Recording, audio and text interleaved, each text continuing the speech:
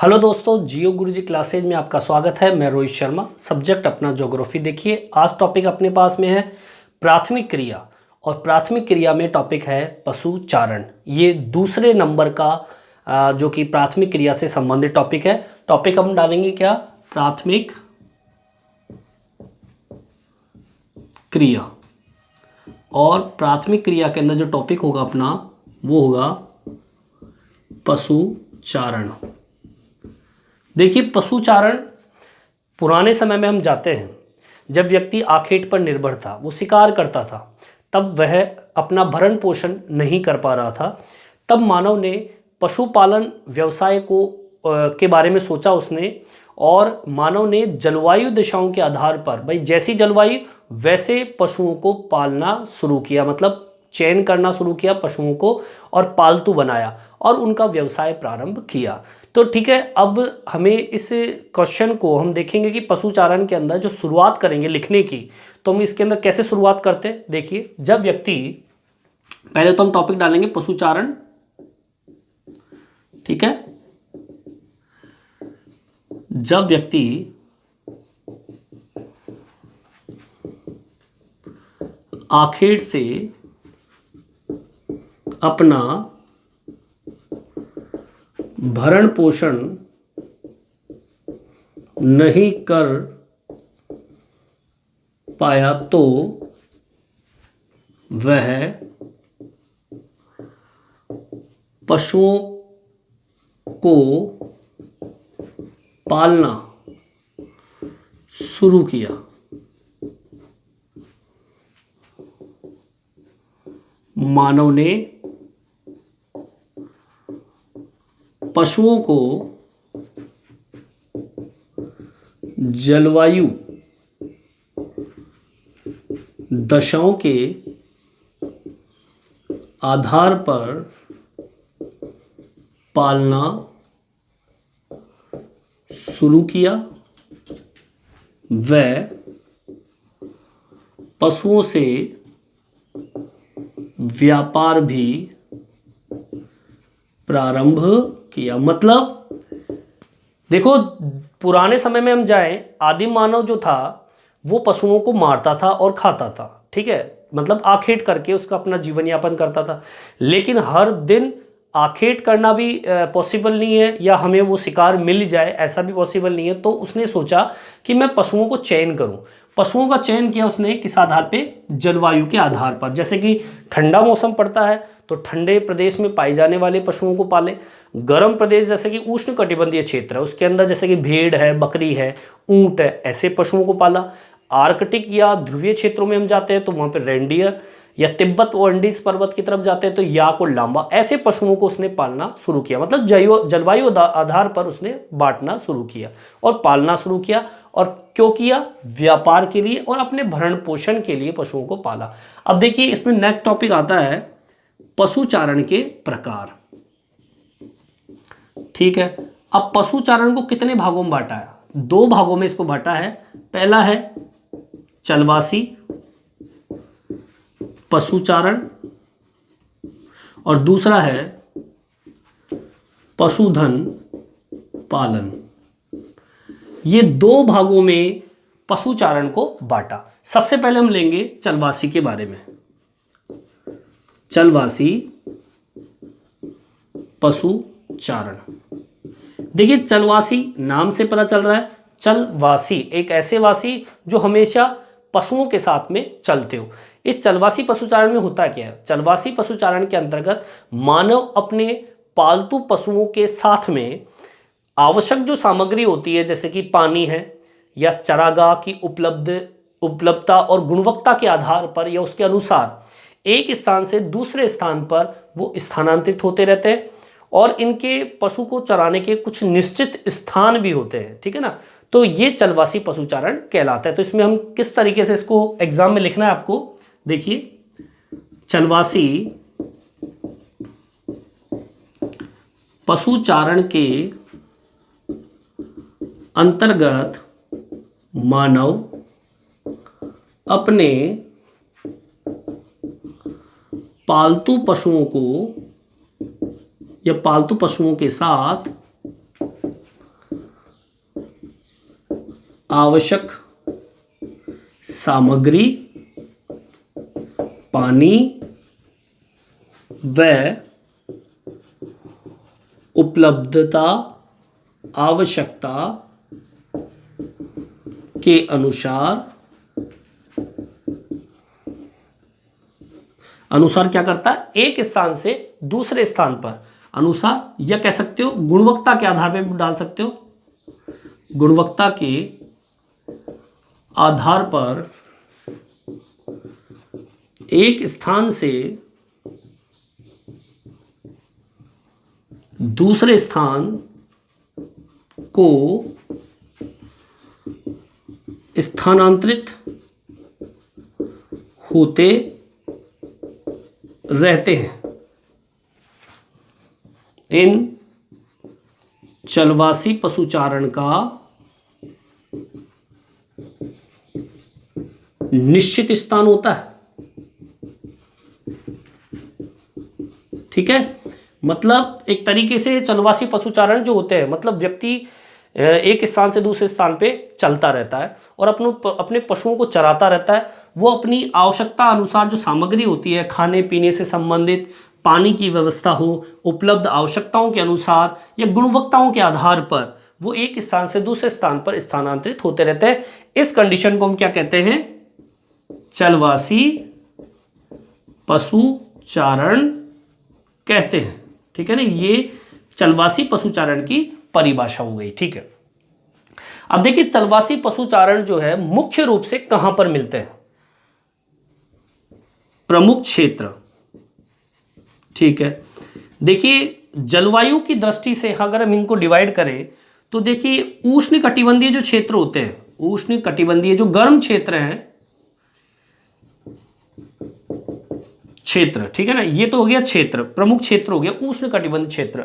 ठीक है, अब इन क्षेत्रों के आधार पर जो जो पशु पाले जाते हैं, जैसे कि उष्ण कटिबंधीय क्षेत्र है, वहां पर पशु को चरा रहे हैं, तो वहां पर मिलेंगे आपको ऊंट, बकरी, बैल, गाय, इस प्रकार के। ठीक है, अगर हम बात करें ठंडे प्रदेशों की बात करें, जैसे तिब्बत या एंडीज पर्वत की बात करें, तिब्बती या एंडीज पर्वत की बात करें तो यहां पर मिलेंगे आपको याक, नाम सुना होगा, या लामा। ठीक है, इसके अलावा आप जाएंगे आर्कटिक क्षेत्र और भी ठंडे प्रदेशों की तरफ, आर्कटिक व आपके ऊपरी ध्रुव क्षेत्र होते हैं, जैसे कि हम 0 से 90 डिग्री की ओर जाते हैं तो ऊपरी ध्रुव होता है, तो आर्कटिक व ऊपरी ध्रुव क्षेत्रों में नाम सुना होगा रेनडियर पाले जाते हैं। ठीक है, ये इसके प्रमुख क्षेत्र भी हो गए।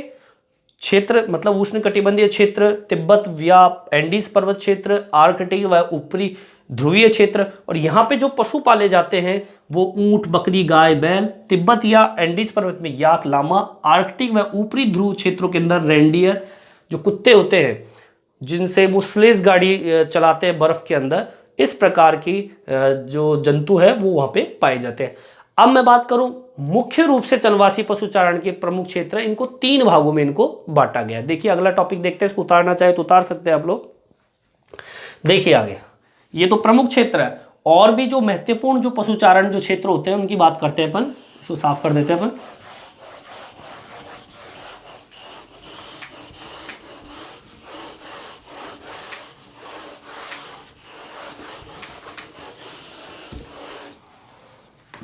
इसमें अपन टॉपिक डालेंगे चलवासी पशुचारण के महत्वपूर्ण या प्रमुख क्षेत्र।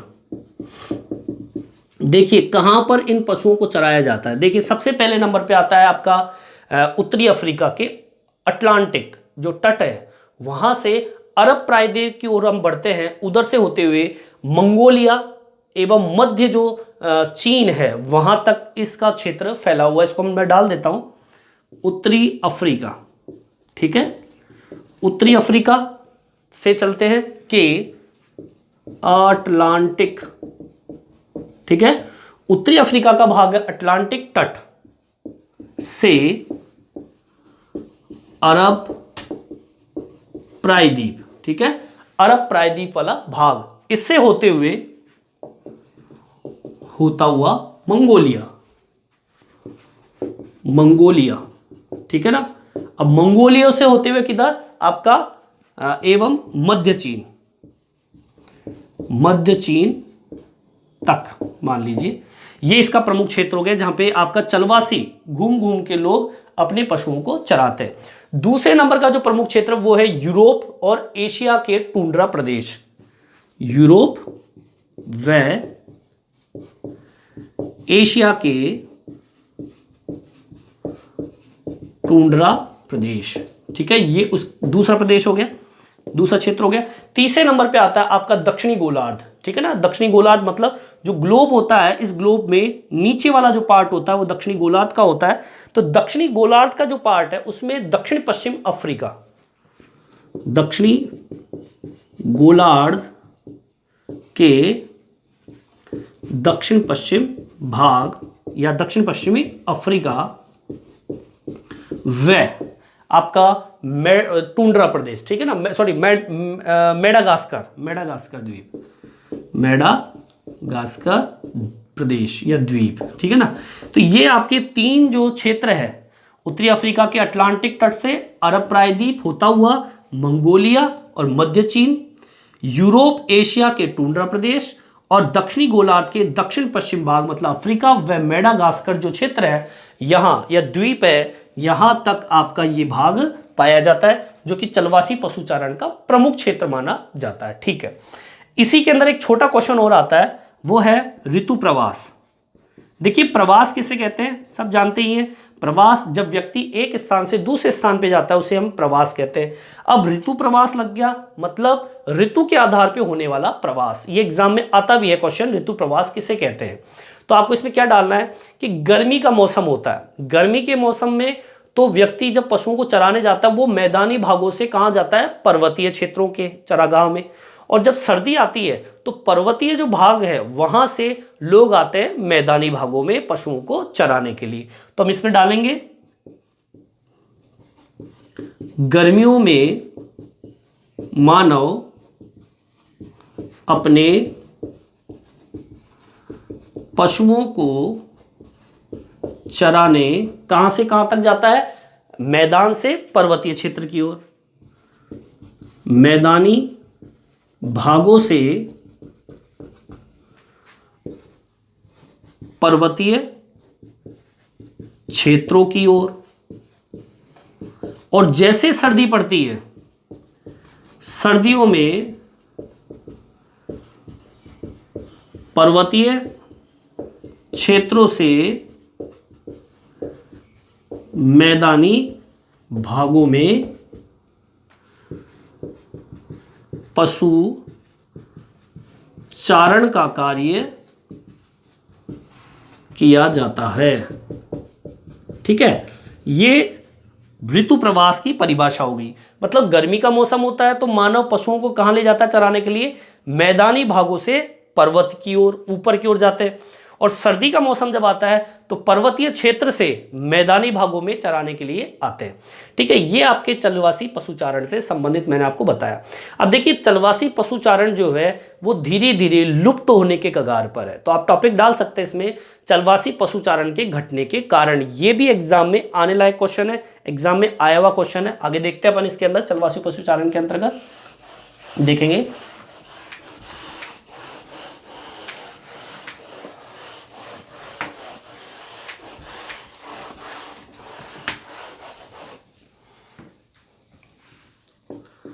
चलवासी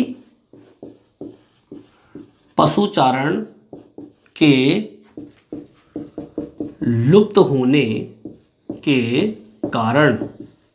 अब देखिए हमारे जो चलवासी पशुचारण, जो लोग इधर से उधर चराने के लिए जो जाते हैं, उसका लुप्त होने का, समाप्त होने का क्या कारण है। पहला है, देखिए पहला कारण तो ये है कि राजनीतिक सीमाएं, ठीक है ना। कोई भी राज्य दूसरे राज्य की सीमाओं से अलग है।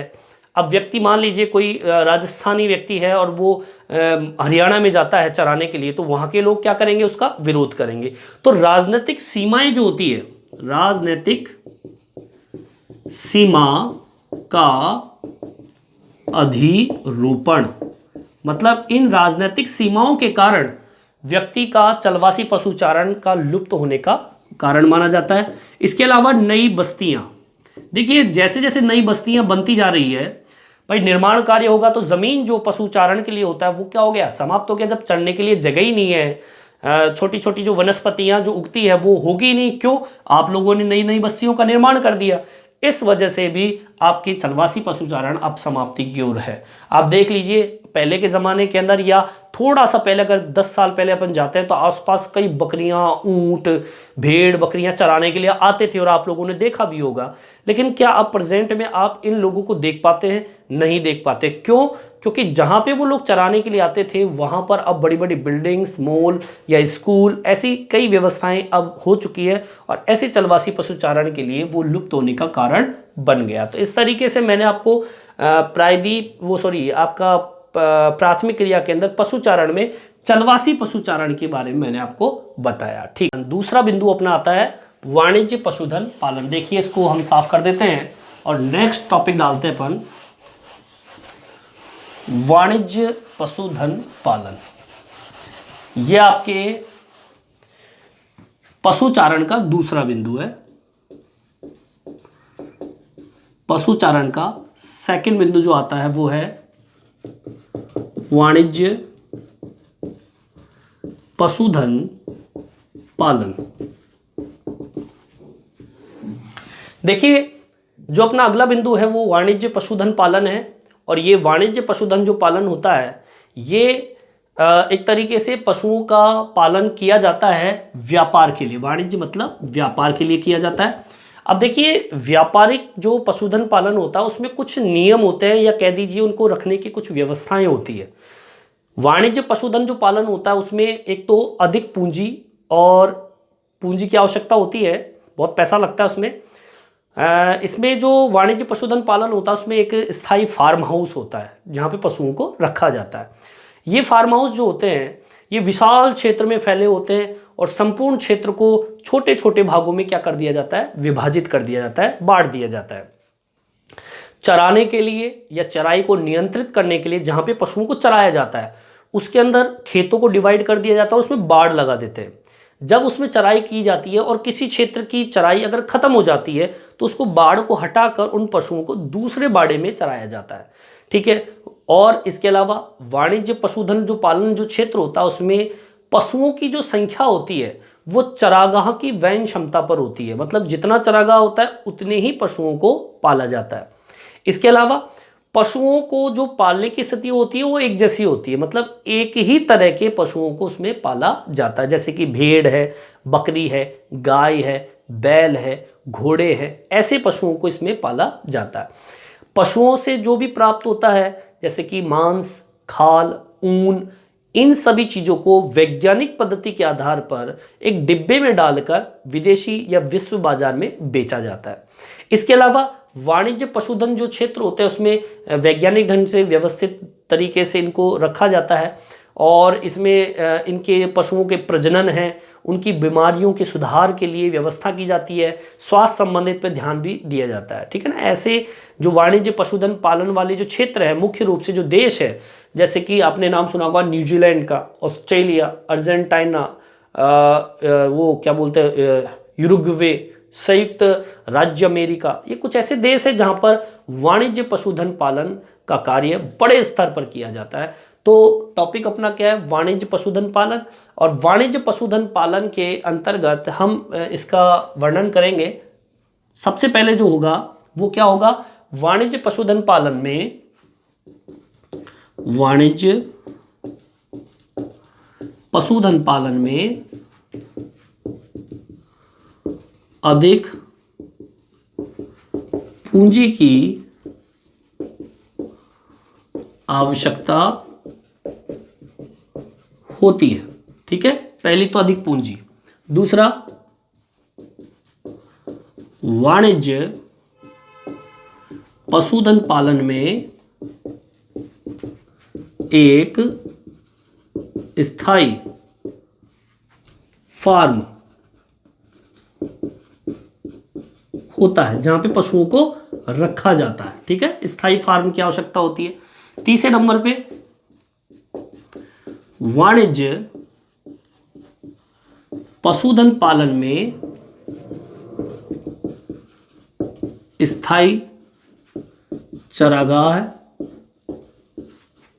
की व्यवस्था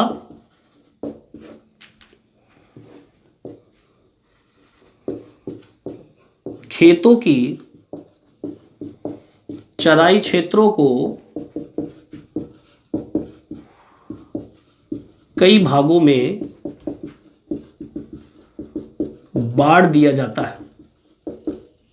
मतलब जहां पे भी पशुओं को चराएंगे वहां पर उन क्षेत्रों को कई भागों में क्या कर देते हैं, उसको बांट देते हैं।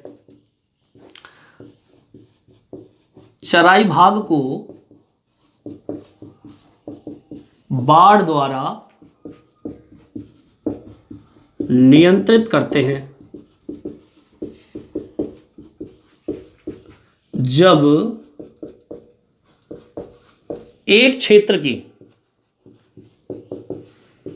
चराई समाप्त हो जाती है तो अगले क्षेत्र में पशुओं को चराते हैं। ठीक है, इसके अलावा और क्या बिंदु थे और बताया मैंने कि पशुधन पालन वाले जो क्षेत्र होते हैं, पशुधन पालन क्षेत्र में चराई क्षमता वहन के आधार पर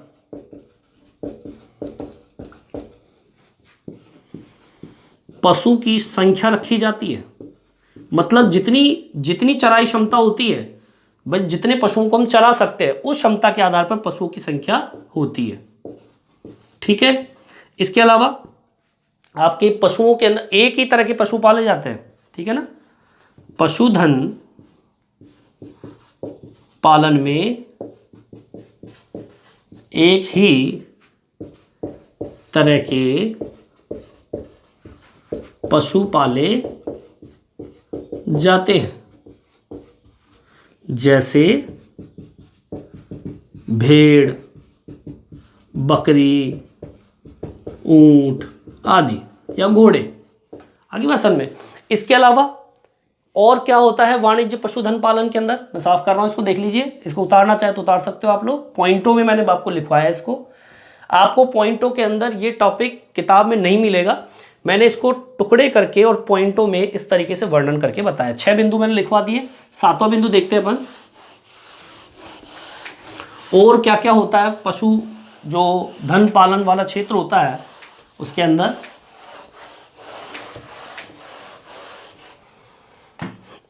देखिए 7वें नंबर पे पशुधन पालन क्षेत्रों में वैज्ञानिक ढंग से पशु प्राप्त सामग्री जैसे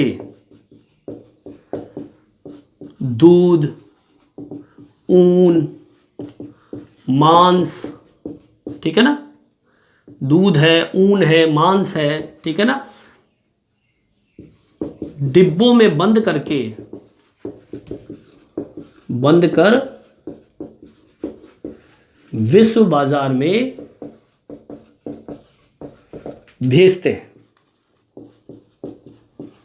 ठीक है, इसके अलावा 8वें नंबर पे है पशुधन पालन में पशुओं के स्वास्थ्य, प्रजनन, पर भी ध्यान दिया जाता है। ठीक है, इसके अलावा इसके प्रमुख क्षेत्र कौन कौन से हैं? पशुधन पालन के प्रमुख क्षेत्र कह दीजिए या देश कह दीजिए, जैसे कि न्यूजीलैंड है, ऑस्ट्रेलिया है, ठीक है, अर्जेंटीना है,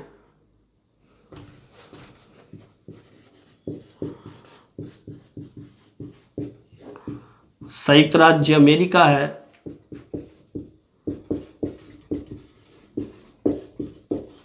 ठीक है, इसके अलावा यूरुग्वे है। ये कुछ प्रमुख ऐसे क्षेत्र हैं जहां पर पशुधन पाले जाते हैं, जहां पर यह प्रक्रिया बड़े स्तर पर की जाती है। इस प्रकार से वाणिज्य पशुधन पालन के बारे में मैंने आपको बताया। ठीक है, अब ये मैंने दो बिंदु बताए, प्राथमिक क्रिया के अंदर पशुचारण, इसकी परिभाषा मैंने बताई आपको, और पशुचारण के अंदर भी दो बिंदु बताए मैंने आपको, एक चलवासी पशुचारण क्या होता है और दूसरा वाणिज्य पशुधन पालन क्या होता है। दोनों का विस्तृत वर्णन करके मैंने आपको बताया। इसमें से छोटे क्वेश्चन, बड़े क्वेश्चन, किसी भी तरह के क्वेश्चन इसमें आते हैं। क्वेश्चन आ सकता है कि पशुचारण किसे कहते हैं और पशुचारण को कितने भागों में बांटा, उसका वर्णन करके बताइए। तो आपको इस तरीके से वर्णन आपको करके